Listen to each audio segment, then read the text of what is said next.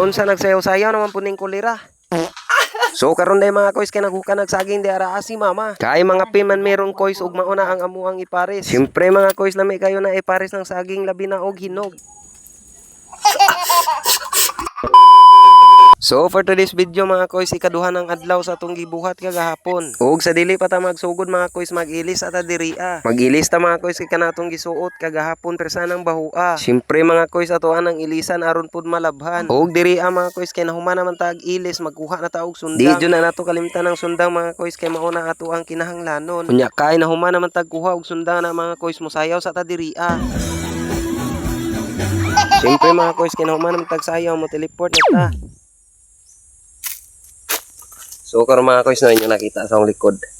Mao na atong gigabas gapon. So mao na update nato sa atong paguling karon atuan ang gitapok. Kaya natapok naman atong ulingonon mga koys. Ako diri nagkuha na ko para itabon. Sagbot day atong iunag tabon ana mga koys. Usa na to tabunan og yuta. Kay aron ining tabon sa yuta mga koys di mo largo sa ilaw. Unya kay persa mang inita sa panahon mga koys. Ja medyo giuhaw na pud ko mao moinom sa tagtubig diri Unya kay udto naman mga koys maong diri ra tama na tong video mga koys kay maniudto sa ta. So diri sa tama na tong video mga koys kay maniudto sa ta. Og update sa sunod atong video. Bye bye.